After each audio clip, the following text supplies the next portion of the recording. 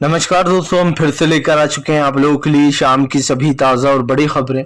फटाफट अंदाज में एक एक कर बताएंगे आपको आज देश और दुनिया से क्या बड़ी खबरें निकलकर सामने आ रही हैं। लेकिन उससे पहले दोस्तों एक नज़र डालते हैं सुर्खियों पर। प्रधानमंत्री नरेंद्र मोदी के ऊपर जमकर गरजे जो है यहाँ पर अरविंद केजरीवाल। बोले बीजेपी लोगों से अब ये कहकर वोट मांग रही है, वन नेशन वन इलेक्शन लाएंगे। आपको बता दें केजरीवाल ने कहा इससे हमें क्या फायदा मिलने वाला है, बताएंगे क्यों केजरीवाल बरस पड़े बीजेपी पर। वहीं पर दोस्तों अगली बड़ी खबर में हम आपको बताएंगे सनातन धर्म पर विवादित बयान देने के बाद स्टालिन और प्रियंक खरगे को लेकर महाराज परमहंसराज का विवादित बयान। बोले इन लोगों को जो यहाँ पर चौराहे पर गोली मार देनी चाहिए। अब आप बताइए, एक पाखंडी जो बाबा खाना घूमता है वो लोगों को गोली मारने की सलाह दे रहा है, बताएंगे क्या बोला है इसने। वहीं पर दोस्तों अगली बड़ी खबर में हम आपको बताएंगे, दरअसल आपको बताते चले कमलनाथ ने अपने कार्यकर्ताओं में भरा जोश। बोले फिलहाल सिर्फ वोटर लिस्ट पर ध्यान दीजिए। कई लोगों के दरअसल दोस्तों नाम काटे जा रहे हैं वोटर लिस्ट से और कई ऐसे नाम जोड़े जा रहे हैं जो लिस्ट में है ही। इस पर नजर रखने को कमलनाथ ने सलाह दी है। वहीं पर दोस्तों अगली बड़ी खबर में हम आपको बताएंगे दोस्तों, दरअसल आपको बताते चले वन नेशन वन इलेक्शन पर भड़के राहुल गांधी। बोले देश के संघीय ढांचे को कमजोर करने में लगी है बीजेपी। वहीं पर अगली बड़ी खबर में हम आपको बताएंगे ओवैसी का बीजेपी के ऊपर बड़ा हमला। बोले वन नेशन वन इलेक्शन कहीं से भी फिट नहीं बैठता इंडिया में, बताएंगे क्यों ओवैसी ने यह कहा है। वहीं पर दोस्तों अगली बड़ी खबर में हम आपको बताएंगे ममता बनर्जी का स्टालिन के बेटे पर बड़ा बयान। बोले फिलहाल हम हर धर्म की रिस्पेक्ट करते हैं, हम उनके बयान से जो है एग्री नहीं करते, वो उनकी अपनी व्यक्तिगत सोच है। वहीं पर अगली बड़ी खबर में हम आपको बताएंगे दोस्तों, दरअसल आपको बताते चले भारतीय जनता पार्टी फंस गई बुरी तरीके से।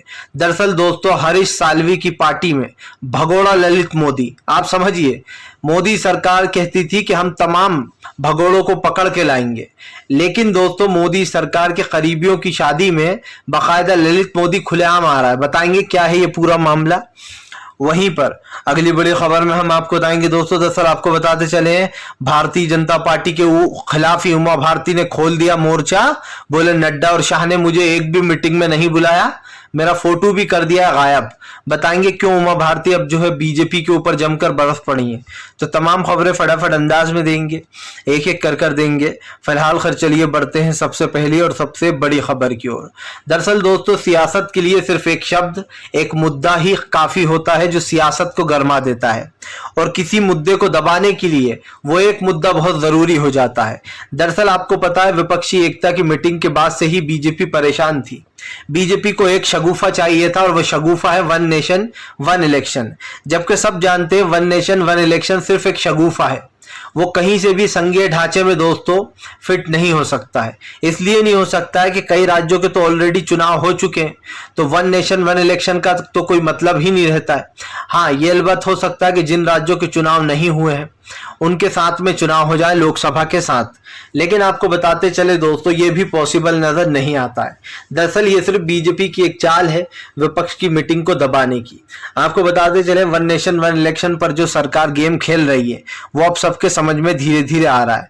इसके ऊपर अरविंद केजरीवाल ने बीजेपी को जमकर घेरा। केजरीवाल ने कहा कि भारतीय जनता पार्टी ने 9 साल में कुछ नहीं किया, 9.5 साल में, इसलिए अब वो देश को झांसा दे रही है कि हम वन नेशन वन इलेक्शन लेकर आएंगे, आप जो है हमें वोट दीजिए।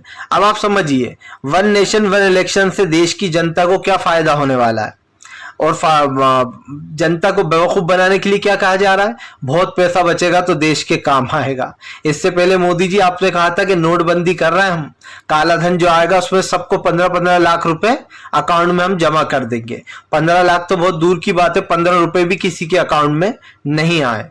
यही नहीं, मोदी सरकार के इतने बड़े बड़े जुमले होते हैं कि लोग अपना सर पकड़कर बैठ जाते हैं, और शायद कुछ लोग तो बेहोश भी हो जाते होंगे, इतनी बड़ी बड़ी फेंकते जो है प्रधानमंत्री। जाहिर सी बात है आप जनता को बेवकूफ समझते हो, आपको लगता है जनता घास खा रही है, रोटी नहीं खा रही है। और आपने देख लिया प्रधानमंत्री फिर से वही जुमला छोड़ा कि हमें वोट दीजिए, हम वन नेशन वन इलेक्शन लेकर आएंगे। आपको बता दें केजरीवाल ने जमकर धोया। केजरीवाल ने कहा कि जनता को क्या फायदा होने वाला है वन नेशन वन इलेक्शन से। कल राजस्थान में जब केजरीवाल गरजे तो उन्होंने साफ कहा कि भाई आप वन नेशन वन इलेक्शन या वन नेशन या फिर 12 इलेक्शन कराओ, 20 इलेक्शन कराओ, उससे जनता को कोई फायदा नहीं होने वाला है। सिर्फ प्रधानमंत्री झूठ बोल रहे हैं। केजरीवाल ने कहा कि ये अब तक की सबसे बड़ी भ्रष्ट सरकार है जो भ्रष्टाचारियों के साथ मिली हुई है। फिलहाल चलिए बढ़ते हैं एक और अगली बिग ब्रेकिंग की तरफ। बता दोस्तों अगली जो बड़ी खबर निकल कर आ रही है आपको बताते चले दोस्तों, सनातन धर्म पर छिड़ी जंग, एक के बाद एक जो है यहाँ पर इस जंग में कूद रहा दिग्गज। दरअसल आपको बताते चले दोस्तों, एमके स्टैलिन के बेटे ने कहा था कि सनातन धर्म डेंगू, मच्छर और मलेरिया जैसा है, इसको खत्म कर देना चाहिए। इस बयान पर 2 दिन से घमासान मचा हुआ है, जहां बीजेपी कह रही है कि ये लोग हिंदू विरोधी हैं, विपक्ष के नेता, क्योंकि इन्होंने स्टैलिन को अपनी पार्टी में शामिल कर रखा है। तो वहीं दूसरी तरफ विपक्ष ने भी अब जीतनराम मांझी और दोस्तों कई ऐसे नेताओं को निकाल लिया बीजेपी में से, जो बीजेपी में रहकर ही हिंदू धर्म का अपमान करते हैं, आए दिन करते हैं। और इसमें सबसे बड़ा नाम जीतनराम मांझी का है, मैंने आपको बताया भी था। अब इमरान प्रतापगढ़ी ने बीजेपी को घेर लिया है। इमरान प्रतापगढ़ी का कहना है कि जब बीजेपी स्टैलिन के बेटे पर हमसे सवाल पूछ रही है तो फिर जीतनराम मांझी के बारे में क्या कहना है, जो कि एनडीए का हिस्सा बन चुके हैं। दरअसल दोस्तों जीतनराम मांझी का कहना है कि वो कई भगवान को नहीं मानते, सिर्फ लोगों की कल्पना है। आपको बता दें उन्होंने भगवान श्री राम के बारे में विवादित बयान दिया है, उन्होंने सीता मैया के बारे में विवादित बयान दिया है, और ऐसे ऐसे बयान दिए हैं जीतनराम मांझी ने कि जिसको अभी मैं बोल भी नहीं सकता हूं, क्योंकि वो एक तरीके से फिर धर्म का अपमान होगा और मैं वो दोहराना नहीं चाहता जो भी उन्होंने बोला था। लेकिन मैं सिर्फ आपको बताना चाहता हूं कि विवादित बयान देना तो बीजेपी की आदत है। जीतनराम मांझी ने जो देवी देवताओं का अपमान किया है, अगर वो अभी मैं वीडियो आपके सामने निकाल कर बता दूं, 100 ऐसे वीडियो हैं जिसमें जीतनराम मांझी साफ कह रहा है कि मैं नहीं मानता इस भगवान को, ये सिर्फ एक कल्पना है। मतलब ये लोगों ने कल्पना की है कि ऐसे ऐसा ही होगा, ऐसे भगवान थे, ये सिर्फ कल्पना थी। ऐसे ऐसे वर्ड जीतनराम मांझी ने बोले हैं और उनको कई बार माफी मांगने के लिए भी बोला गया, लेकिन उन्होंने माफी नहीं मांगी।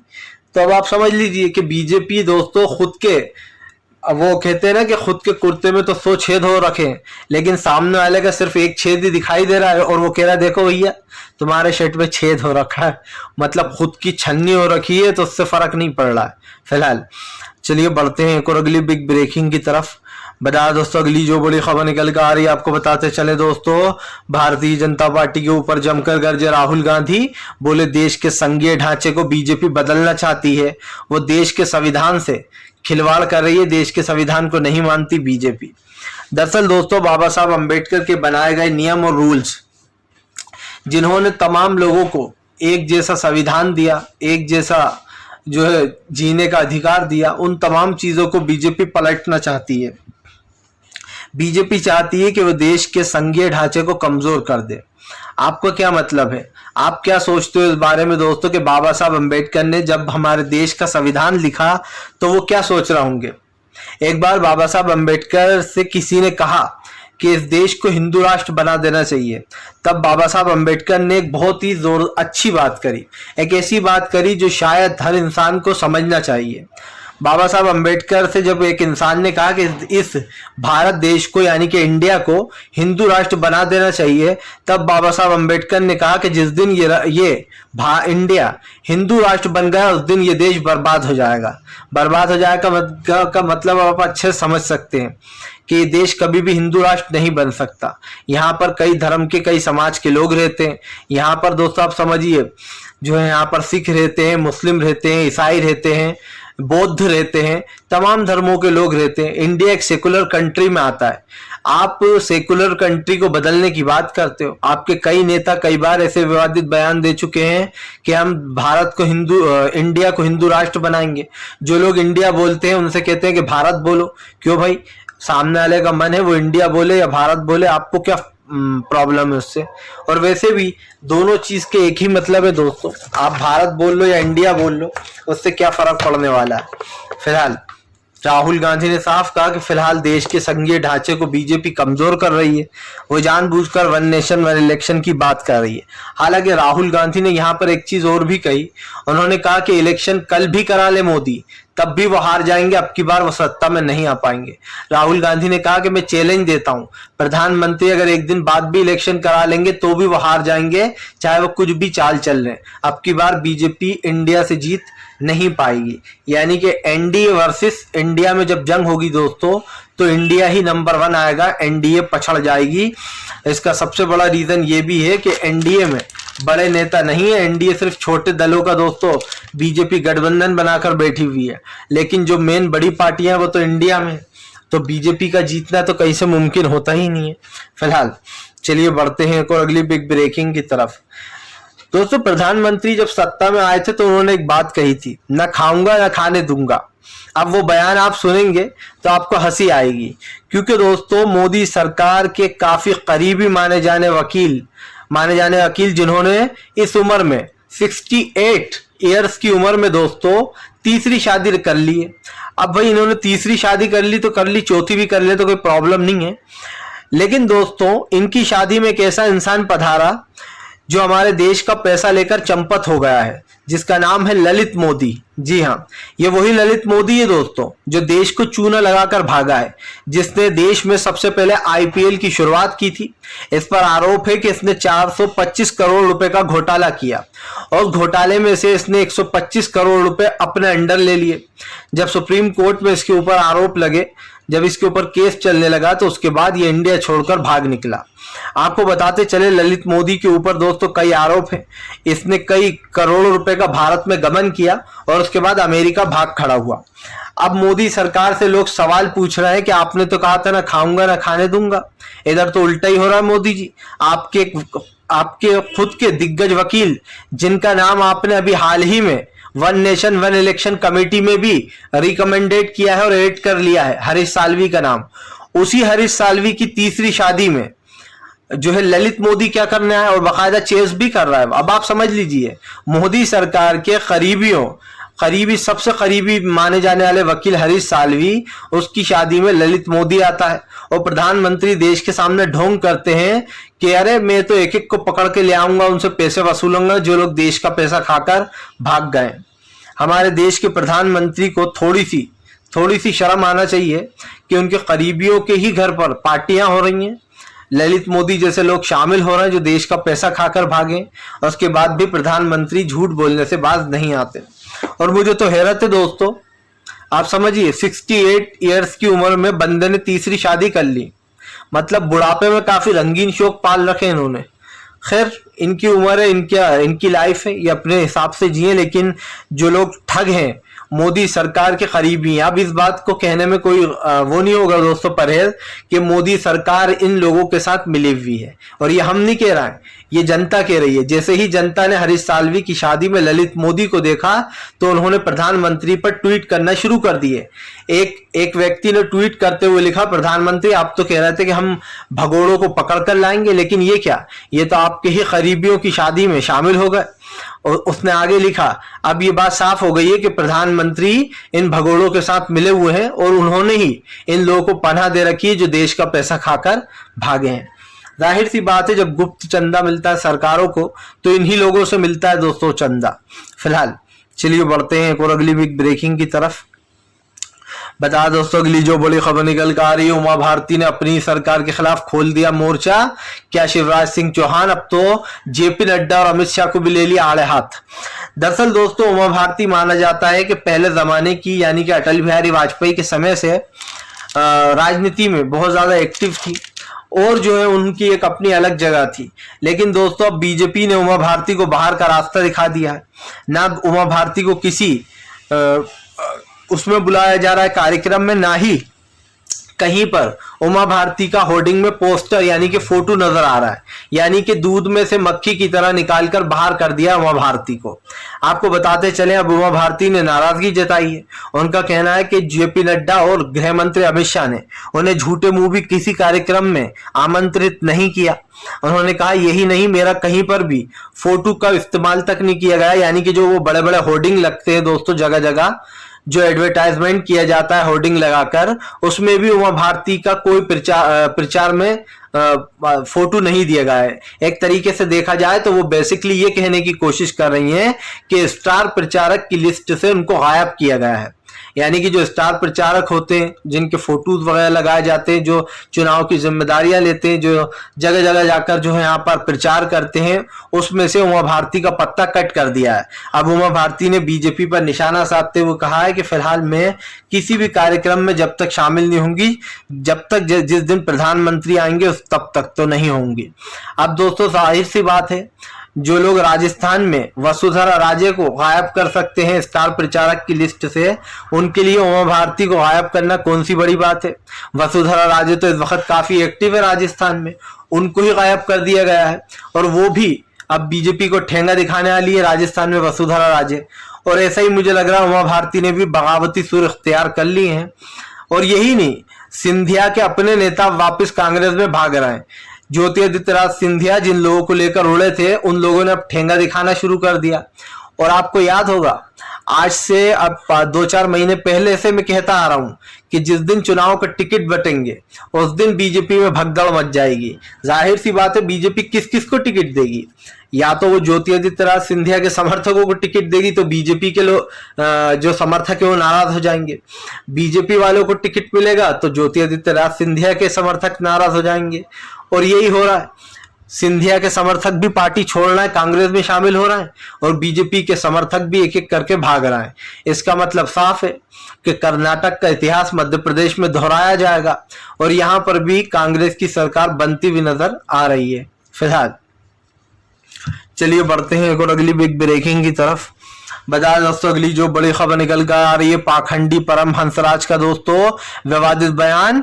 ये वही पाखंडी है दोस्तों जो ताजमहल को तेजो महल कहते हुए वहां पर पूजा करने चला गया था और उसके बाद इसको उत्तर प्रदेश की पुलिस ने रोका था।